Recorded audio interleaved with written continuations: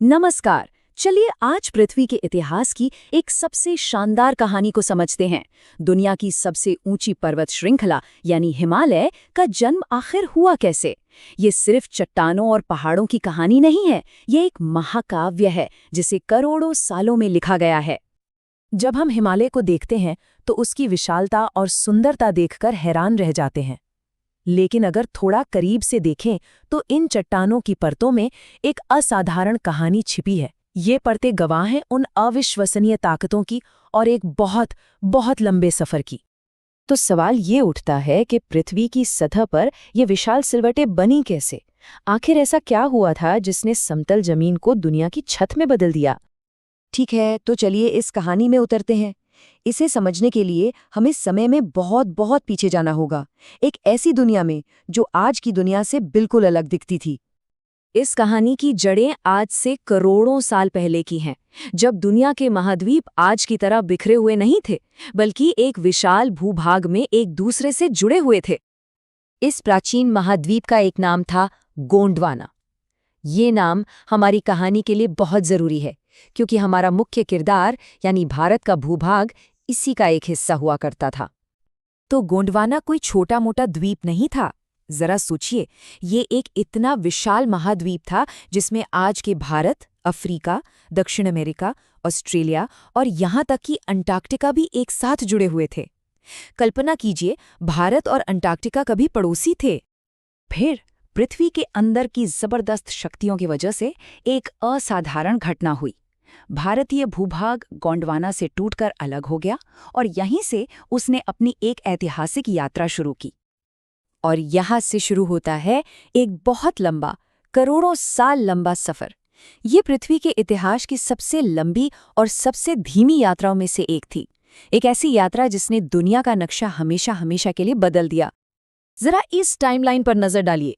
लगभग 7 करोड़ 10 लाख साल पहले भारतीय प्लेट ने उत्तर की ओर बढ़ना शुरू किया।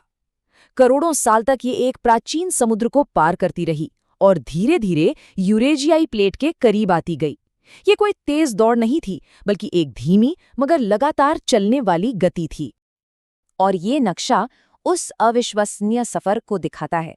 यहाँ साफ दिखता है कि कैसे भारतीय भूभाग गोंडवाना से अलग हुआ और उत्तर की ओर बढ़ता गया, सीधा यूरेशिया नाम के विशाल भूभाग से टकराने की राह पर। इस लंबे सफर का अंत एक ऐसी जबरदस्त टक्कर के साथ हुआ जिसकी मिसाल मिलना मुश्किल है। ये एक महाद्वीपीय टक्कर थी, एक ऐसी घटना जिसने सिर्फ पहाड़ ही नहीं बनाए, बल्कि पूरे उपमहाद्वीप की किस्मत ही बदल दी। लगभग 5 करोड़ साल पहले, करोड़ों साल की यात्रा के बाद भारतीय प्लेट आखिरकार यूरेशियाई प्लेट से टकरा गई। ये हमारे ग्रह के इतिहास का एक बहुत बड़ा निर्णायक पल था। तो इस टक्कर से पहाड़ कैसे बने? इसे समझने का सबसे अच्छा तरीका है एक कालीन की कल्पना करना। सोचिए, जब एक कालीन को एक तरफ से धकेला जाता है तो उसमें सिलवटें या लहरें बनने लगती हैं, है ना? बस ठीक वैसा ही जमीन के साथ हुआ। जब भारतीय प्लेट ने यूरेशियाई प्लेट को धक्का दिया तो दोनों के बीच की जमीन ऊपर की ओर मुड़ गई, उसमें सिलवटें पड़ गईं और इन्हीं सिलवटों ने विशाल हिमालय पर्वत का रूप ले लिया। और इसी विशाल दीवार ने दक्षिण एशिया के मौसम को हमेशा के लिए बदल कर रख दिया, जिससे मॉनसून का जन्म हुआ। अब शायद ये लगता होगा कि ये टक्कर तो करोड़ों साल पहले हुई, तो कहानी अब खत्म हो गई। लेकिन असल में ये कहानी आज भी इसी वक्त हमारे पैरों के नीचे चल रही है। तो क्या ये कहानी बस इतिहास का एक हिस्सा है? क्या हिमालय का निर्माण पूरा हो चुका है? इसका सीधा सा जवाब है नहीं। वो महाद्वीपीय टक्कर जिसने हिमालय को जन्म दिया, वो आज भी धीमी गति से जारी है। भारतीय प्लेट आज भी यूरेशियाई प्लेट में धंस रही है।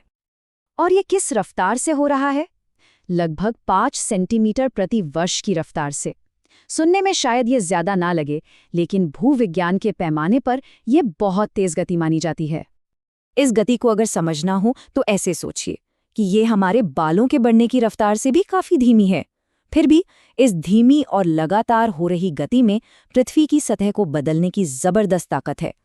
तो सबसे जरूरी बात यह है कि हिमालय कोई पुराना स्मारक नहीं है, ये एक जीवित, बढ़ती हुई पर्वत श्रृंखला है। इस लगातार दबाव के कारण हिमालय आज भी हर साल लगभग 5 मिलीमीटर ऊंचा हो रहा है और यही निरंतर दबाव इस पूरे क्षेत्र को भूगर्भीय रूप से बहुत सक्रिय बनाता है, जिससे यहाँ हमेशा भूकंप का खतरा बना रहता है। तो ये सब हमें एक बहुत ही दिलचस्प सवाल पर लाकर छोड़ देता है। अगर ये टक्कर आज भी जारी है और हिमालय आज भी बढ़ रहा है, तो भविष्य में क्या होगा? लाखों सालों बाद पृथ्वी का ये हिस्सा कैसा दिखेगा?